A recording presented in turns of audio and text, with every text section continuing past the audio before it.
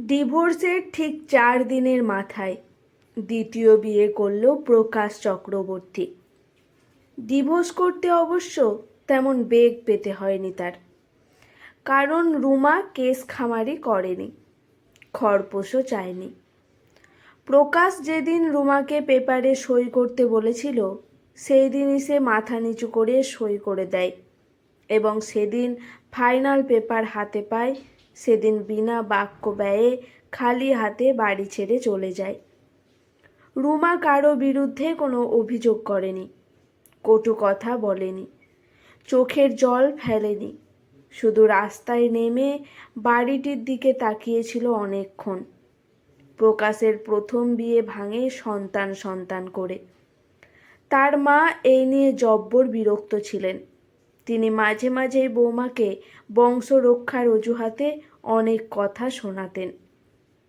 Doctor বদ্যি দেখিয়ে প্রকাশ চেষ্টা যে করেনি তা নয়, কিন্তু হয়নি। শেষমেশ প্রকাশ একতরফা সিদ্ধান্ত নিয়ে ফেলে।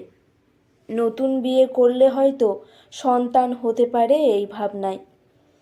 একদিন রাতে সে তার সিদ্ধান্ত কথা রুমাকে জানিয়ে দেয়। 10 বছরের বিবাহিত জীবনের ইতি মাত্র 10 সেকেন্ডে। এরপরেও প্রকাশের সন্তান হয়নি। কেন হয়নি তা ডাক্তাররা বলতে পারেনি।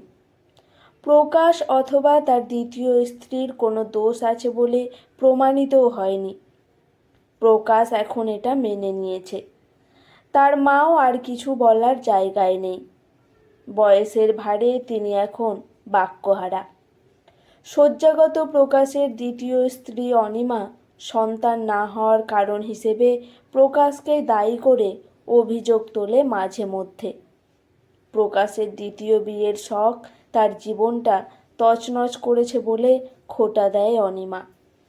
প্রকাশ এখন বুঝতে পারে সন্তান সবার হয় না, এবং এতে অসুখী হবারও কোনো কারণ নেই। সে এটাও বুঝতে পেরেছে ভালোবেসে চলে গেল সুখ মরে। সে রুমাকে তাড়িয়ে ভালোবাসা হত্যা করেছে, সুখ তালাবন্দি করেছে। আজ 12 বছর পর প্রকাশের হঠাৎ মনে হলো রুমা কেমন আছে, কোথায় আছে, কি খাচ্ছে। সে কি বাবার কাছে ফিরে গেছিল, অথবা তার ভাইয়ের কাছে, অথবা বেঁচে আছে তো? দুঃখ যন্ত্রণা অপমানে সুইসাইড করেনি তো? এরপর প্রায় 2 মাস অনেক চেষ্টা করে প্রকাশ জানতে পেরেছে রুমা উত্তরপাড়ায় থাকে, একাই থাকে। ফ্ল্যাট কিনেছে এবং 11 বছরের একটি ছেলেও আছে। তার মানে ওর হাজবেন্ড আছে। দ্বিতীয়বার বিয়ে করেছে প্রকাশ মনে মনে ভাবল, বেশ করেছে। সে যদি দ্বিতীয় বিয়ে করতে পারে, রুমা কেন করবে না? ঠিক করেছে।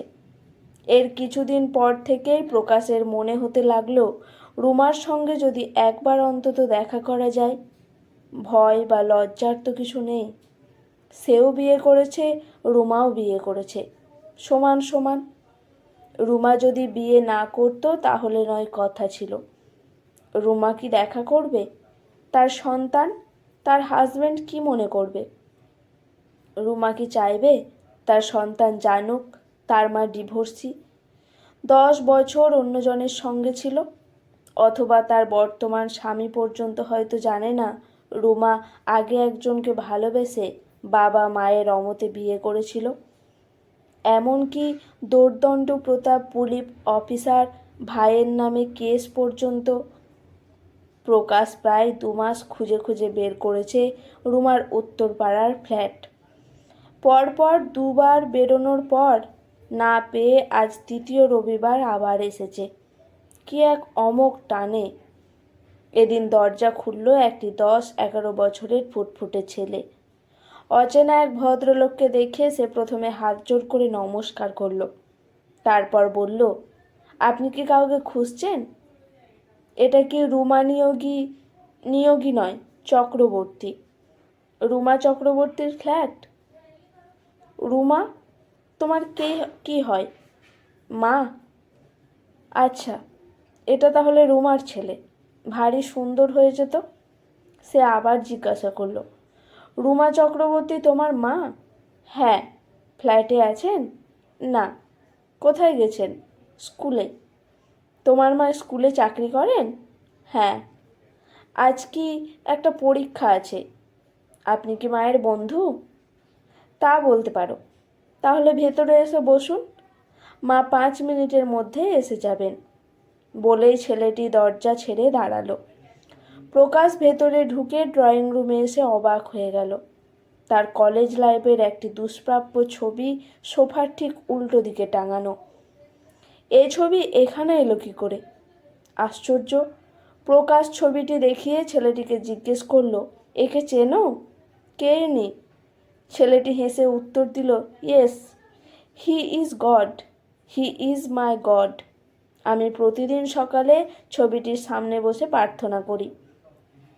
এমন সময় কলিং বেলের আওয়াজ হতেই ছেলেটি দৌড়ে চলে গেল দরজার কাছে। গিয়েই তড়বড়িয়ে বলল, মা, তোমার বন্ধু এসেছেন তোমার সঙ্গে দেখা করতে। রুমা ডাইনিংয়ে এসে প্রকাশের হাতে পায়ে হাত দিয়ে নমস্কার করে ব্যাগ রেখে পাশেই বসল। বলল, কেমন আছো? রুমা যেন জানতো প্রকাশ আজ আসবে। রুমার স্বভাব একদম পাল্টায়নি। আগেও যখনই সুযোগ পেত তখনই পায়ে হাত দিয়ে প্রণাম করত প্রকাশকে। প্রকাশ খুব বিড়ম্বনায় পড়ল। প্রকাশ ভেবেছিল রুমা তার সঙ্গে অত্যন্ত খারাপ ব্যবহার করবে। এই আচরণ সে কল্পনাও করেনি। প্রকাশ অস্বস্তি এড়ানোর জন্য হেসে বলল, তোমার হাজব্যান্ড কোথায়? আজ তো রবিবার, বাড়ি নেই কেন? রুমা হেসে বলল, হাজব্যান্ডের সঙ্গেই তো কথা বলছি, বাড়িতে বসেই তো বলছি। মুখোমুখি কথা বলছি। এ সময় ছেলেটি 2 গ্লাস জল এনে টি টেবিলে রেখে পাশেই দাঁড়ালো। রুমা ছেলেকে উদ্দেশ্য করে বলল, সাম্য, তোমার ছবির গড ইনি, তোমার বাবা। আমি তোমাকে বলেছিলাম না একদিন ঠিক আসবে? বাবাকে প্রণাম করো। সাম্য বাবাকে প্রণাম করলো। এরপর প্রকাশকে উদ্দেশ্য করে বলল, এই তোমার ছেলে, তোমার অনুমতি ছাড়া ওর নাম রেখেছি সাম্য। ছেলের মাথায় হাত রেখে একটু আশীর্বাদ করে যাও। প্রকাশ বিষয়টি জোকস হিসেবে নিয়ে রুমাকে বলল, অপমান করার অধিকার তোমার আছে, কিন্তু ছেলের সামনে মিথ্যে বলছো কেন? এটা ঠিক নয় রুমা। এ সময় ছেলেকে বলল, তুমি একটু ও ঘরে যাও তো বাবা। সাম্য চলে গেল। রুমা পুনরায় বলল, তোমাকে একটা কথা বলার সুযোগ হয়নি। তোমাদের বাড়ি থেকে আসার 4 দিন পর আমি বুঝতে পারি আমি প্রেগনেন্ট। আর কিছু জানার আছে? প্রকাশ এরপর কথা বলার আর কোনো ভাষা খুঁজে পেল না। তার মনে পড়ছে ডিভোর্স ফাইল করার পরে সে একবার জোর করে মিলিত হয়েছিল রুমার অমতে।